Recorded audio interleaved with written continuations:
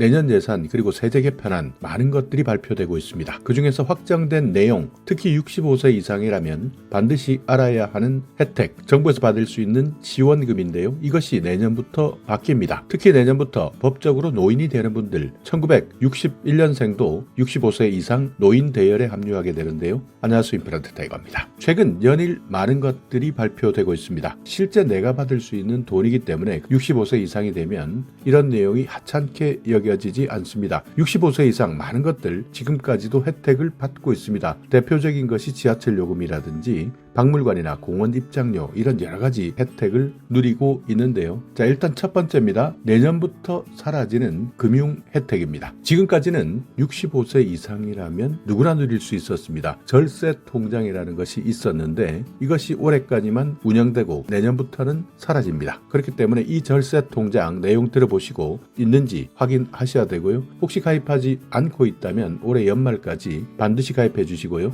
특히 1961년생 내년부터 노인이 되는 나이에 있는 분들 올해 12월까지는 이 통장 반드시 가입하셔야 됩니다. 자, 기획재정부에서 발표했던 자료인데요. 세제 개편안입니다. 세금 이제부터는 65세 이상 더 내야 됩니다. 1년에 162만 원 더 내게 되는데 이 돈 얼마 되지 않는다 생각하고 있지만 막상 세금을 내는 시기가 다가오면 162만 원 큰 돈입니다. 그렇기 때문에 이 통장 비과세 종합저축인데요. 만 65세 이상 금융소득 종합과세 만 65세 이상이라면 5천만 원까지는 세금 한 푼도 내지 않을 수 있는 통장, 이자소득도 해당되고 배당소득도 해당되고 내가 금융소득이 생겨도 세금 내지 않는 이 통장 가입하셔야 되는 겁니다.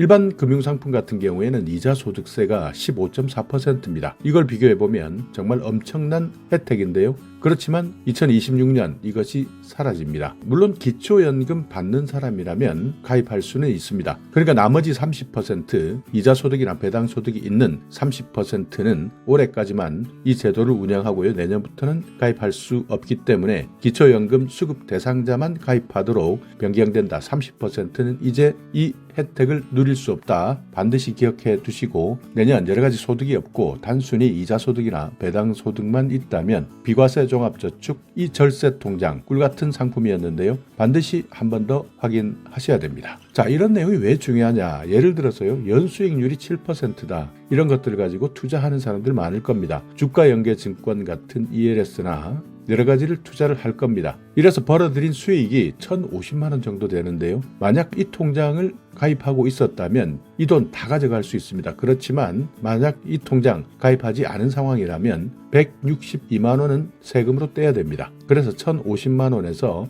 162만 원 떼고 나면 888만 원만 받을 수밖에 없는 건데 이렇게 되면 앞으로는 기초연금 수급 대상에서 제외된 사람들 약 300만 명 정도는 이 혜택을 보지 못하게 되는 겁니다. 자, 또 하나입니다. 기초연금입니다. 기초연금 65세 이상이 되면 받을 수 있는 혜택 중에 하나인데 이것도 의외로 모르는 사람들은 가만히 있으면 주는 것 아니냐. 그러니까 내가 노인들 중에서 소득 하위 70%에 해당만 된다면 모두 받을 수 있는 것 아니냐. 이렇게 착각하고 계시는 분들 많은데요. 아닙니다. 이거 신청하셔야 됩니다. 본인이 직접 신청하셔야 되는데 주민센터에 가셔서 신청하시면 됩니다. 정확하게 신청하시는 분들은 내 생일 한 달 전에 미리 가서 신청하게 되면 내 생일이 속한 달부터 지급받게 되는데 모르시는 분들은 생일이 지나서 신청하시는 분들도 많습니다. 이렇게 되면 그 전까지 못 받았던 그러니까 내가 받을 수 있었던 돈은 받을 수 없게 됩니다. 올해까지는 기초연금 수급자 736만 명이었는데요. 내년에는 779만 명까지 늘어납니다. 43만 명 확대되는데 지금 노인 인구 급속하게 늘어나고 있습니다. 그러니까 내년에도 43만 명 늘어나지만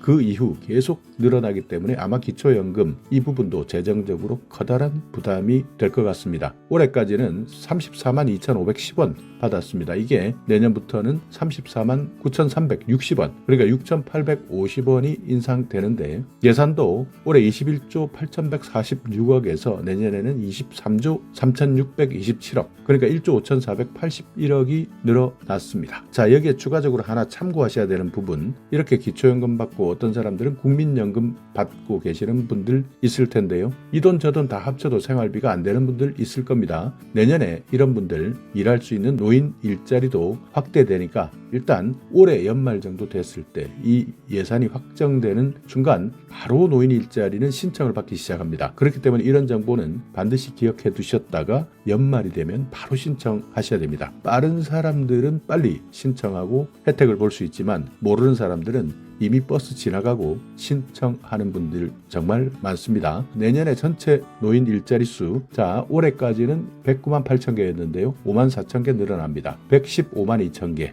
공익활동, 민간형, 사회서비스형 이렇게 유형도 여러 가지가 있는데 일반적으로 우리가 흔히 볼 수 있는 노인 일자리, 그러니까 청소를 한다든지 아니면 사회봉사를 한다든지 이런 형태로 보이는 흔히 볼 수 있는 형태는 공익활동형이고요. 민간형이나 사회서비스형 같은 경우에는 조금 다릅니다. 그래서 공익활동형 가장 많습니다. 내년에 70만 9천 개, 민간형 23만 6천 개, 사회서비스형 20만 7천 개 이렇게 노인 일자리 수도 내년에 훨씬 더 늘어나기 때문에 이 부분도 65세 이상 반드시 한 번 더 체크해 놓으셔야 되고요.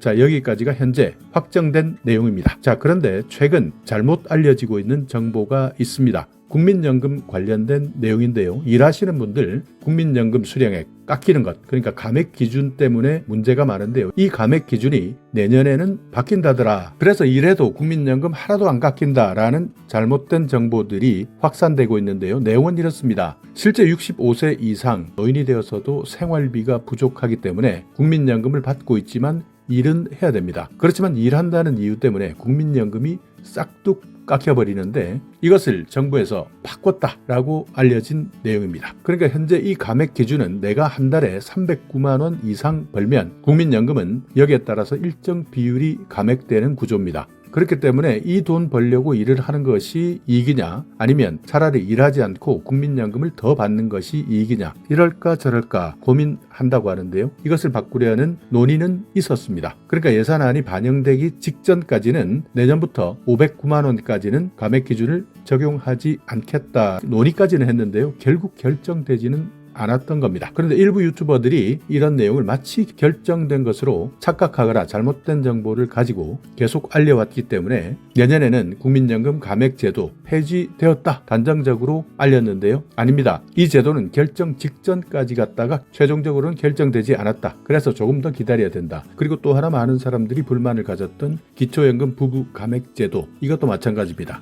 올해까지 부부라는 이유 때문에 싹둑 깎여져 왔는데 내년 예산에는 반영된다더라. 이것 마찬가지 이번 예산에는 반영되지 않았습니다. 그러니까 이 두 가지 많은 분들 기대하셨을 텐데요. 일한다는 이유 때문에 깎였던 국민연금 감액제도, 부부라는 이유 때문에 깎였던 기초연금 감액제도 이 두 가지는 어쩔 수 없이 이번 예산에는 반영되지 않았기 때문에 이것도 정보로 꼭 참고하셔야 합니다. 자, 오늘 영상 여러분께 조금이나마 유익한 정보가 있었다면요. 오늘도 구독 그리고 좋아요 부탁드리겠습니다.